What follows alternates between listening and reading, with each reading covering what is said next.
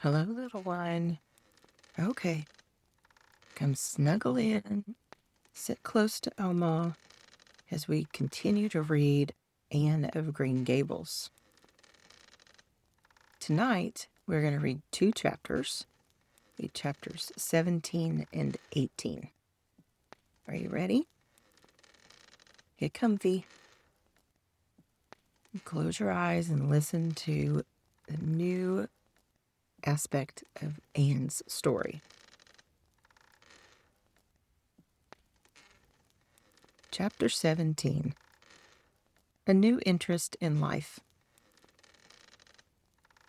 The next afternoon, Anne, bending over her patchwork at the kitchen window, happened to glance out and beheld Diana down by the Dryad's bubble beckoning mysteriously. In a trice, Anne was out of the house and flying down to the hollow, astonishment and hope struggling in her expressive eyes. But the hope faded when she saw Diana's dejected countenance. "Your mother hasn't relented," she gasped. Diana shook her head mournfully. "No, and oh, Anne, she says I'm never to play with you again. I've cried and cried, and I told her it wasn't your fault, but it wasn't any use. I had ever such a time coaxing her to let me come down and say goodbye to you. She said I was only to stay 10 minutes, and she's timing me by the clock." 10 minutes isn't very long to say an eternal farewell in," said Anne tearfully. "Oh, Diana, will you promise faithfully never to forget me, the friend of your youth, no matter what dearer friends may caress thee?" "Indeed I will," sobbed Diana, "and I'll never have another bosom friend. I don't want to have. I couldn't love anybody as I love you." "Oh, Diana," cried Anne, clasping her hands, "do you love me?" "Why, of course I do. Didn't you know that?" "No." Anne drew a long breath. "I thought you liked me, of course, but I never hoped you loved me. Why, Diana, I didn't think anybody could love me. Nobody ever has loved me since I can remember. Oh, this is wonderful. It's a ray of light which will forever shine on the darkness of a path severed from thee, Diana. Oh, just say it once again." "I love you devotedly, Anne," said Diana staunchly, "and I always will, you may be sure of that."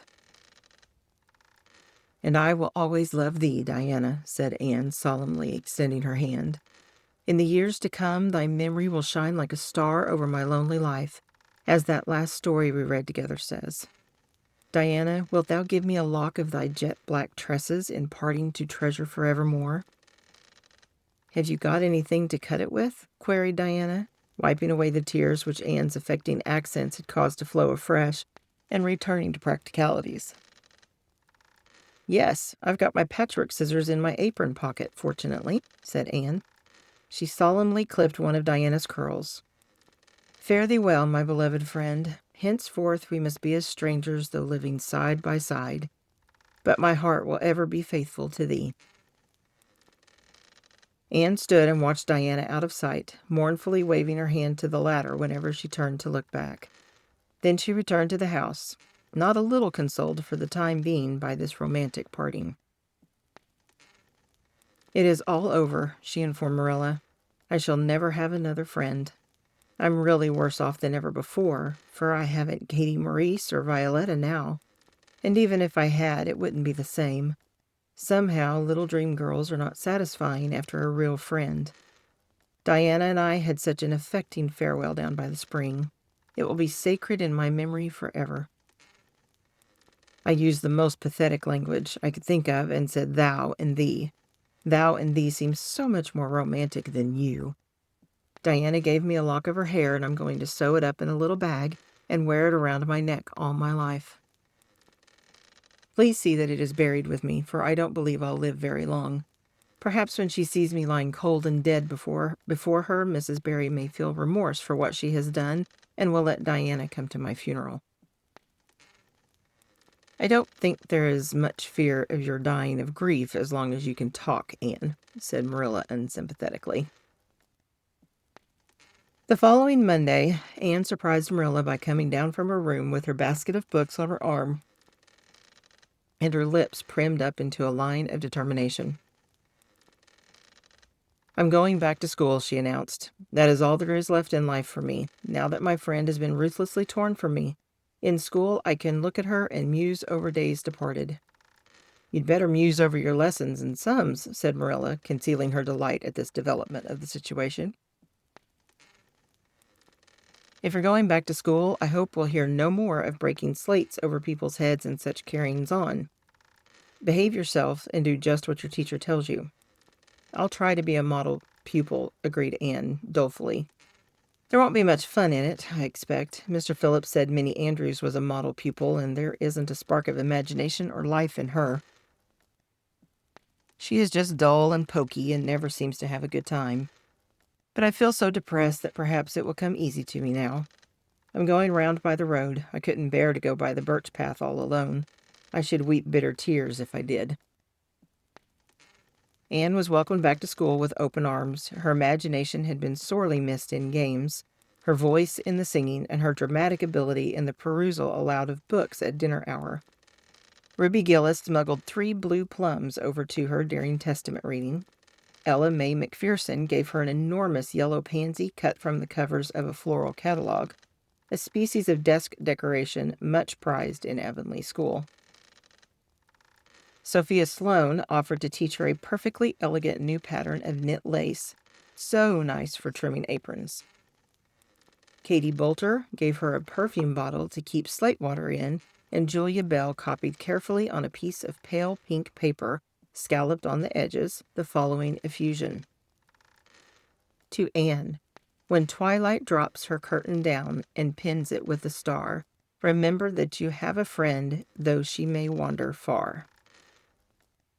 "It's so nice to be appreciated," sighed Anne rapturously to Marilla that night.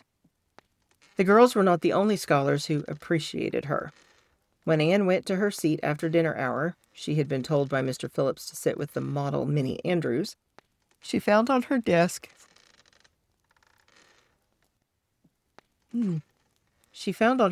a big, luscious strawberry apple. Anne caught it up, all ready to take a bite, when she remembered that the only place in Avonlea where strawberry apples grew was in the old Blythe orchard on the other side of the Lake of Shining Waters. Anne dropped the apple as if it were a red-hot coal and ostentatiously wiped her fingers on her handkerchief. The apple lay untouched on her desk until the next morning, when little Timothy Andrews, who swept the school and kindled the fire, annexed it as one of his perquisites.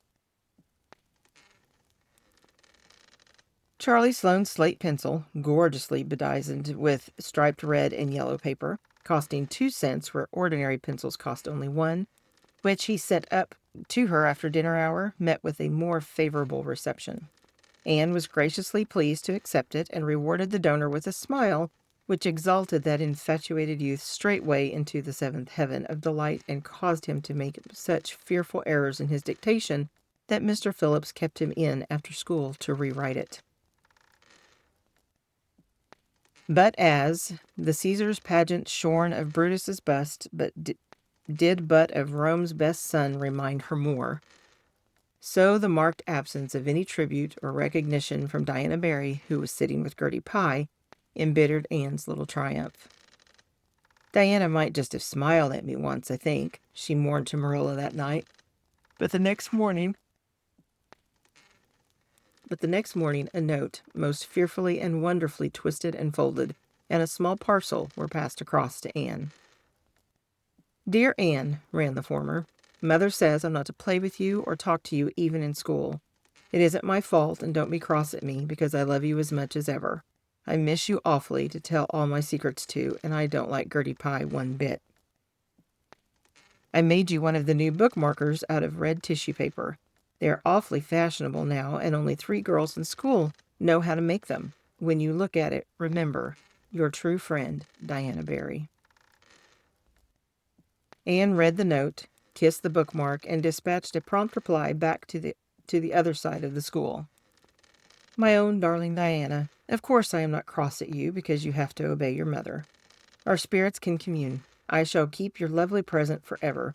Minnie Andrews is a very nice little girl, although she has no imagination. But after having been Diana's bosom friend, I cannot be Minnie's. Please excuse mistakes because my spelling isn't very good yet, although much improved. Yours until death us do part, Anne or Cordelia Shirley. P.S. I shall sleep with your letter under my pillow tonight.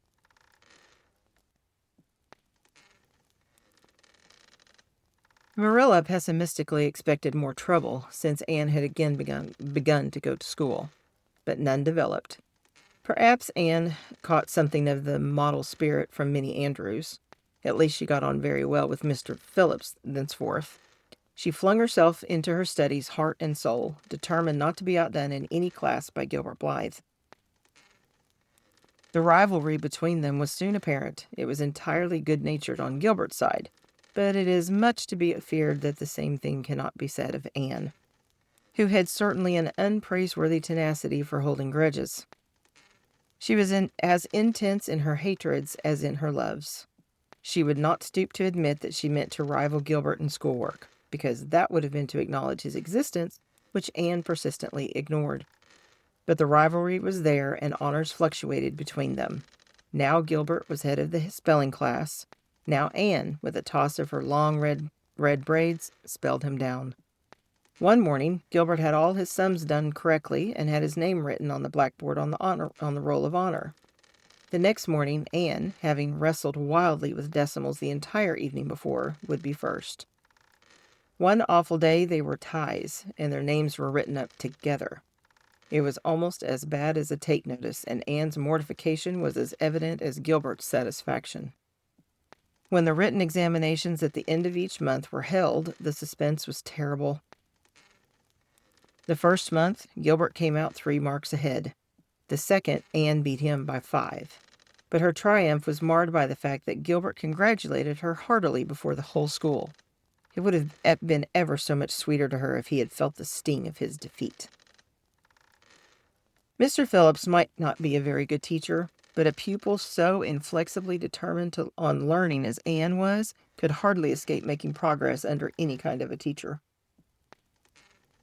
By the end of the term, Anne and Gilbert were both promoted into the 5th class and allowed to begin studying the elements of the branches, by which Latin, geometry, French, and algebra were meant. In geometry, Anne met her Waterloo. "It's perfectly awful stuff, Marilla," she groaned. "I'm sure I'll never be able to make head or tail of it. There's no scope for imagination in it at all. Mr. Phillips says I'm the worst dunce he ever saw at it. And some of the others are so smart at it. It is extremely mortifying, Marilla. Even Diana gets along better than I do. But I don't mind being beaten by Diana. Even although we meet as strangers now, I still love her with an inextinguishable love. It makes me very sad at times to think about her. But really, Marilla, one can't stay sad very long in such an interesting world, can one?"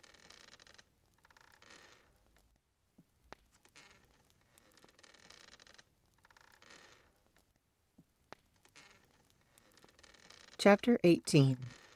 Anne to the rescue. All things great are wound up with all things little. At first glance, it might not seem that the decision of a certain Canadian premier to include Prince Edward Island in a political tour could have much or anything to do with the fortunes of little Anne Shirley at Green Gables. But it had.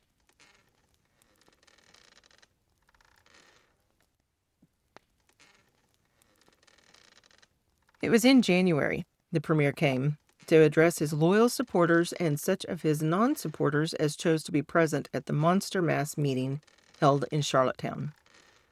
Most of the Avonlea people were on the premier's side of politics. Hence, on the night of the meeting, nearly all of the men and a goodly proportion of the women had gone to town, 30 miles away. Mrs. Rachel Lynde had gone too. Mrs. Rachel Lynde was a red-hot politician and couldn't have believed that the political rally could be carried through without her, although she was on the opposite side of politics. So she went to town and took her husband. Thomas would be useful in looking after the horse, and Marilla Cuthbert with her. Marilla had a sneaking interest in politics herself, and as she thought it might be her only chance to see a real live premier, she promptly took it. leaving Anne and Matthew to keep house until her return the following day. Hence, when Marilla and Mrs. Rachel were enjoying themselves hugely at the mass meeting, Anne and Matthew had the cheerful kitchen at Green Gables all to themselves. A bright fire was glowing in the old-fashioned Waterloo stove, and blue-white frost crystals were shining on the window panes. Matthew nodded over a Farmer's Advocate on the sofa, and Anne at the table studied her lessons with grim determination, despite sundry wistful glances at the clock shelf, where lay a new book that Jane Andrews had lent her that day. Jane had assured her that it was warranted to produce any number of thrills, or words to that effect, and Anne's fingers tingled to reach out for it. But that would mean Gilbert Blythe's triumph on the morrow. Anne turned her back on the clock shelf and tried to imagine it wasn't there. "Matthew, did you ever study geometry when you went to school?" "Well, now, no, I didn't," said Matthew, coming out of his doze with a start. "I wish you had," sighed Anne, "because then you'd be able to sympathize with me. You can't sympathize properly if you've never studied it. It is casting a cloud over my whole life. I'm such a dunce at it, Matthew." "Well, now, I don't know," said Matthew soothingly. "I guess you're all right at anything. Mr. Phillips told me last week in Blair's store at Carmody that you was the smartest scholar in school and was making rapid progress." Rapid progress was his very words. There's them as runs down Teddy Phillips and says he ain't much of a teacher, but I guess he's all right. Matthew would have thought anyone who praised Anne was all right. "I'm sure I'd get on better with geometry if only he wouldn't change the letters," complained Anne. "I learn the proposition off by heart, and then he draws it on the blackboard and puts different letters from what are in the book, and I get all mixed up. I don't think a teacher should take such a mean advantage, do you? We're studying agriculture now, and I've found out at last what makes the roads red. It's a great comfort. I wonder how Marilla and Mrs. Lynde are enjoying themselves. Mrs. Lynde says Canada is going to the dogs the way things are being run at Ottawa, and that it's an awful warning to the electors. She says if women were allowed to vote, we would soon see a blessed change." "What way do you vote, Matthew?" "Conservative," said Matthew promptly. To vote conservative was part of Matthew's religion. "Then I'm conservative too," said Anne decidedly. "I'm glad. Because some of the boys in school are grits. I guess Mr. Phillips is a grit too, because Prissy Andrews' father is one, and Ruby Gillis says that when a man is courting, he always has to agree with the girl's mother in religion and her father in politics. Is that true, Matthew?" "Well, now, I don't know," said Matthew. "Did you ever go courting, Matthew?" "Well, now, no, I don't know as I ever did," said Matthew, who had certainly never thought of such a thing in his whole existence. Anne reflected with her chin in her hands. "It must be rather interesting, don't you think, Matthew? Ruby Gillis says when she grows up she's going to have ever so many bows on the string and have them all crazy about her. But I think that would be too exciting. I'd rather have just one in his right mind. But Ruby Gillis knows a great deal about such matters because she has so many big sisters. And Mrs. Lynde says the Gillis girls have gone off like hotcakes. Mr. Phillips goes up to see Prissy Andrews nearly every evening. He says it is to help her with her lessons, but Miranda Sloane is studying for Queen's too, and I should think she needed help a lot more than Prissy because she's ever so much stupider. But he never goes to help her in the evenings at all. There are a great many things in this world that I can't understand very well, Matthew." "Well, now, I don't know as I comprehend them all myself," acknowledged Matthew. "Well, I suppose I must finish up my lessons. I won't allow myself to open that new book Jane lent me until I'm through. But it's a terrible temptation, Matthew. Even when I turn my back on it, I can see it there just as plain. Jane said she cried herself sick over it. I love a book that makes me cry. But I think I'll carry that book into the sitting room and lock it in the jam closet and give you the key. And you must not give it to me, Matthew, until my lessons are done. Not even if I implore you on my bended knees. It's all very well to say resist temptation, but it's ever so much easier to resist it if you can't get the key." And then shall I turn down the cellar and get some russets, Matthew? Wouldn't you like some russets? Well, now, I don't know but what I would, said Matthew, who never ate russets, but knew Anne's weakness for them. Just as Anne emerged triumphantly from the cellar with her plate full of russets, came the sound of flying footsteps on the icy boardwalk outside, and the next moment the kitchen door was flung open and in rushed Diana Barry, white-faced and breathless, with a shawl wrapped hastily around her head. Anne promptly let go of her candle and plate in her surprise, and plate, candle, and apples crashed together down the cellar ladder and were found at the bottom, embedded in melted grease the next day, by Marilla, who gathered them up and thanked mercy the house hadn't been set on fire. "Whatever is the matter, Diana?" cried Anne. "Has your mother relented at last?" "Oh, Anne, do come quick," implored Diana nervously. "Minnie May is awful sick. She's got croup, young Mary Joe says, and father and mother are away to town and there's nobody to go for the doctor. Minnie May is awful bad, and young Mary Joe doesn't know what to do, and oh, Anne, I'm so scared." Matthew, without a word, reached out for cap and coat, slipped past Diana and away into the darkness of the yard. "He's gone to harness the sorrel mare to go to Carmody for the doctor," said Anne, who was hurrying on hood and jacket. "I know it as well as if he'd said so. Matthew and I are such kindred spirits I can read his thoughts without words at all." "I don't believe he'll find the doctor at Carmody," sobbed Diana. "I know that Dr. Blair went to town, and I guess Dr. Spencer would go too. Young Mary Joe never saw anybody with croup, and Mrs. Lynde is away. Oh, Anne." "Don't cry, Di," said Anne cheerily. "I know exactly what to do for croup. You forget that Mrs. Hammond had twins 3 times. When you look after 3 pairs of twins, you naturally get a lot of experience. They all had croup regularly. Just wait till I get the ipecac bottle. You mayn't have any at your house. Come on now." The 2 little girls hastened out hand in hand and hurried through Lover's Lane and across the crusted field beyond, for the snow was too deep to go by the shorter wood way. Anne, although sincerely sorry for Minnie May, was far from being insensible to the romance of the situation and the sweetness of once more sharing that romance with a kindred spirit. The night was clear and frosty, all ebony of shadow and silver of snowy slope. Big stars were shining over the silent fields. Here and there, the dark pointed firs stood up with snow powdering their branches and the wind whistling through them. Anne thought it was truly delightful to go skimming through all this mystery and loveliness with your bosom friend who had been so long estranged. Minnie May, aged 3, was really very sick. She lay on the kitchen sofa, feverish and restless, while her hoarse breathing could be heard all over the house. Young Mary Joe, a buxom, broad-faced French girl from the Creek, whom Mrs. Barry had engaged to stay with the children during her absence, was helpless and bewildered, quite incapable of thinking what to do or doing it if she thought of it. Anne went to work with skill and promptness. "Minnie May has croup all right. She's pretty bad, but I've seen them worse. First, we must have lots of hot water. I declare, Diana, there isn't more than a cupful in the kettle. There, I've filled it up, and Mary Joe, you may put some wood in the stove. And I don't want to hurt your feelings, but it seems to me you might have thought of this before if you'd had any imagination.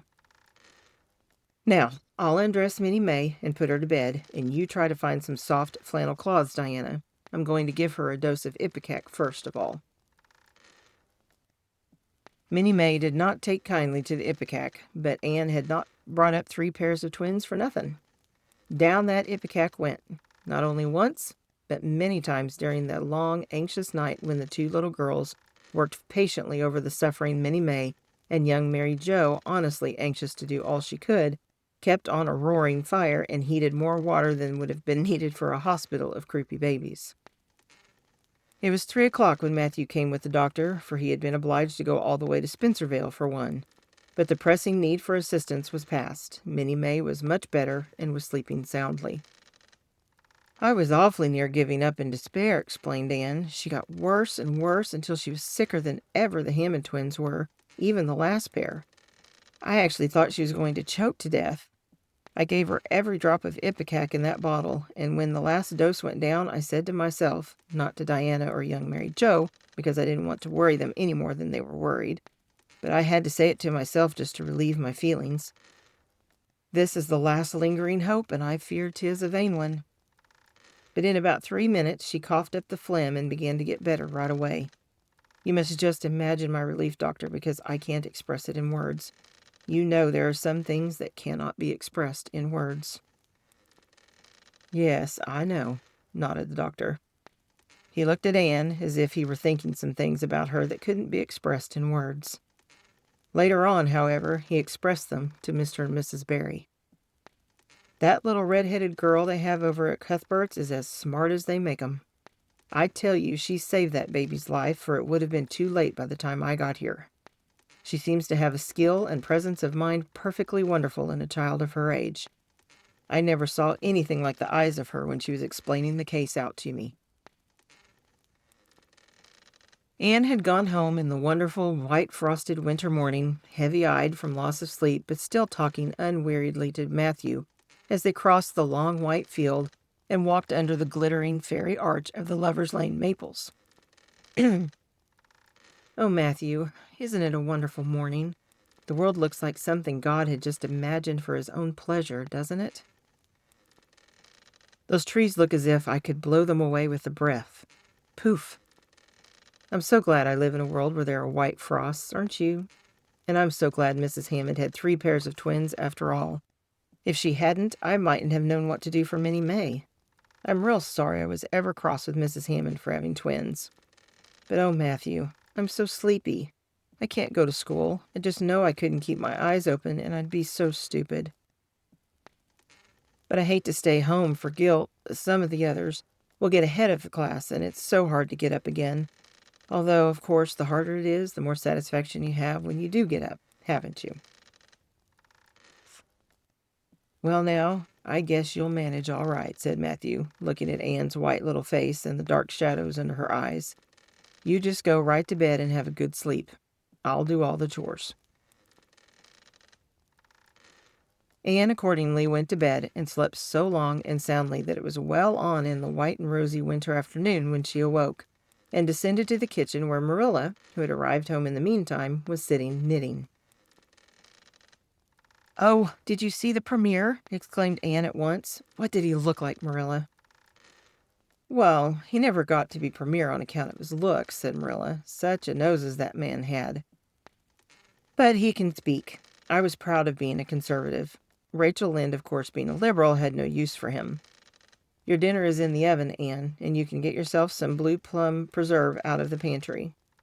I guess you're hungry. Matthew has been telling me about last night. I must say it was fortunate you knew what to do. I wouldn't have had any idea myself, for I never saw a case of croup. There now, never mind talking till you've had your dinner. I can tell by the look of you that you're just full up with speeches, but they'll keep." Marilla had something to tell Anne, but she did not tell it just then, for she knew if she did, Anne's consequent excitement would lift her clear out of the region of such material matters as appetite or dinner. Not until Anne had finished her saucer of blue plums did Marilla say, Mrs. Barry was here this afternoon, Anne. She wanted to see you, but I wouldn't wake you up. She says you saved Minnie May's life, and she is very sorry she acted as she did in that affair of the currant wine. She says she knows now you didn't mean to set Diana drunk, and she hopes you'll forgive her and be good friends with Diana again. You're to go over this evening, if you like, for Diana can't stir outside the door on account of a bad cold she caught last night. Now, Anne Shirley, for pity's sake, don't fly clean up into the air." The warning seemed not unnecessary, so uplifted and aerial was Anne's expression and attitude as she sprang to her feet, her face irradiated with the flame of her spirit. "Oh, Marilla, can I go right now, without washing my dishes? I'll wash them when I come back. But I cannot tie myself down to anything so unromantic as dishwashing at this thrilling moment." Yes, run along," said Marilla indulgently. "Anne Shirley, are you crazy? Come back this instant and put something on you. I might as well call to the wind. She's gone without a cap or wrap. Look at her tearing through the orchard with her hair streaming. It'll be a mercy if she doesn't catch her death of cold." Anne came dancing home in the purple winter twilight across the snowy places. Afar in the southwest was the great shimmering pearl-like sparkle of an evening star in a sky that was pale golden and ethereal rose over gleaming white spaces and dark glens of spruce. The tinkles of sleigh bells among the snowy hills came like elfin chimes through the frosty air, but their music was not sweeter than the song in Anne's heart and on her lips. "You see before you a perfectly happy person, Marilla," she announced. "I'm perfectly happy. Yes, in spite of my red hair. Just at present, I have a soul above red hair." Mrs. Barry kissed me and cried and said she was so sorry and she could never repay me. I felt fearfully embarrassed, Marilla, but I just said as politely as I could, "I have no hard feelings for you, Mrs. Barry. I assure you once for all that I did not mean to intoxicate Diana, and henceforth I shall cover the past with the mantle of oblivion." That was a pretty dignified way of speaking, wasn't it, Marilla? I felt that I was heaping coals of fire on Mrs. Barry's head. And Diana and I had a lovely afternoon. Diana showed me a new fancy crochet stitch her aunt over at Carmody taught her. Not a soul in Avonlea knows it but us, and we pledged a solemn vow never to reveal it to anyone else. Diana gave me a beautiful card with a wreath of roses on it and a verse of poetry. "If you love me as I love you, nothing but death can part us two." And that is true, Marilla. We're going to ask Mr. Phillips to let us sit together in school again, and Gertie Pye can go with Minnie Andrews. We had an elegant tea. Mrs. Barry had the very best china set out. Marilla, just as if I was real company. I can't tell you what a thrill it gave me. Nobody ever used their very best china on my account before. And we had fruitcake and pound cake and donuts and 2 kinds of preserves, Marilla. And Mrs. Barry asked me if I took tea and said, "Pa, why don't you pass the biscuits to Anne?" It must be lovely to be grown up, Marilla, when just being treated as if you were is so nice.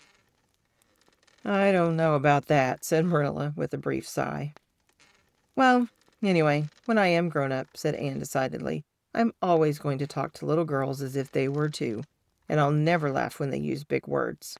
I know from sorrowful experience how that hurts one's feelings."